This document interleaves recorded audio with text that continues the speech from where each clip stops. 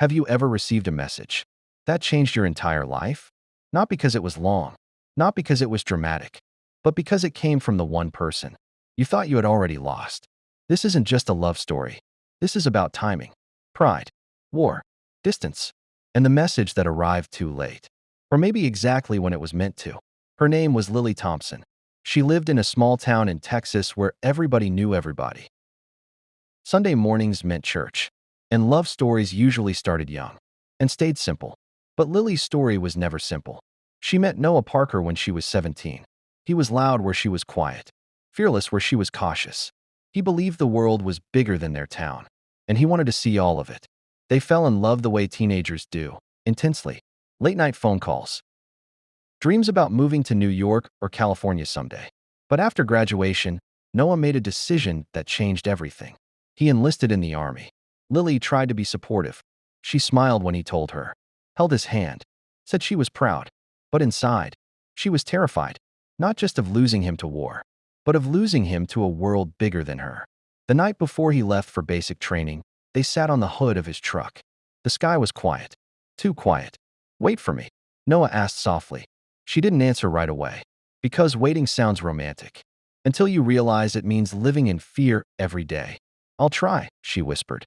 That was their promise. The first few months were easy. Letters, video calls, countdowns until he could visit. Distance felt temporary, but then he was deployed overseas. The calls became rare. Time zones turned conversations into missed chances. When he did call, Lily tried to sound strong, but she hated how distant his voice felt. He sounded different, more serious, older. Meanwhile, her life kept moving. College classes, new friends, a coworker named Ryan who was always around. Ryan was safe. Ryan was present. Ryan didn't disappear for weeks without explanation. And slowly, Lily started questioning everything. One night, after not hearing from Noah for nearly 3 weeks, she broke. She sent him a message. "I don't know if I can do this anymore. I feel like I'm loving a ghost." She stared at the screen. He didn't reply for 2 days. When he finally did, it was short. "I'm doing my best out here." That message hurt more than silence, because she knew he was risking his life, and she felt selfish for wanting more. But love doesn't survive on understanding alone. It survives on presence. Weeks turned into months. Arguments over text became common. Misunderstandings grew. "Hey, Lil." She started crying instantly. "I'm so sorry," she whispered. There was a pause. "I thought I lost you," she said. Another pause. "You didn't lose me," he replied quietly. "But you let me go." That sentence cut deeper than any anger could. They talked for only 6 minutes before the call dropped. But those 6 minutes changed her. He told her recovery would take time. Physically, "I don't want you to feel stuck, waiting for someone who might come back different," he admitted. She realized something then. Love isn't just about missing someone. It's about choosing them, even when it's inconvenient, even when it's uncertain. When Noah finally returned home 8 months later, the airport felt unreal. She saw him before he saw her. He walked slower. There was a scar near his eyebrow, but his eyes were the same. He stopped when he saw her. For a moment, neither moved. Because love after distance is fragile. It's not like the movies. It's cautious. She walked toward him first. "I was scared," she said. "So was I," he replied. They didn't promise forever that day. They didn't pretend everything was fixed. They started over. Slowly. Therapy appointments. Long talks about trauma. Arguments handled differently. No more dramatic texts sent in anger. No more silent pride. 1 year later, on the same football field where they fell in love at 17, Noah handed her a folded letter. "Read it," he said. Inside it said, "War taught me that life is short. Pain taught me that love is fragile. But losing you almost taught me that pride destroys what fear never could. If we're going to do this, let's do it with honesty. No running.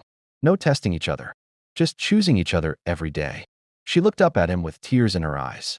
"Are you asking me something?" She whispered. "I'm asking if you'll choose me. Not because it's easy. Not because it's history. But because you want a future." And this time, there was no hesitation. Yes. Not because she was no longer afraid, but because she understood something now. The message you almost send in anger can echo for years. The call you ignore might be the one you wish you answered. And the person you think will always wait might one day decide they deserve certainty. So if you're listening right now, and there's someone you love, don't test them. Don't make them guess. Don't let pride speak louder than your heart.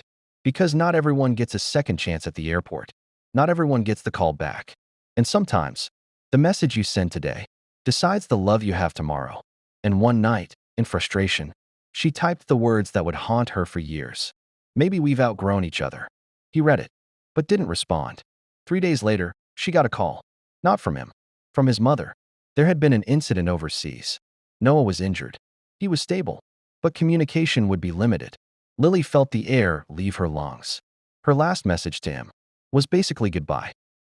She sent message after message. I'm sorry. I didn't mean it. Please be okay. No response. For 2 months, she heard nothing. And in that silence, regret became unbearable. She replayed every argument, every ignored call, every moment she chose pride over patience. Finally, one afternoon, her phone buzzed. Unknown number. Her hands shook as she answered. But it was him.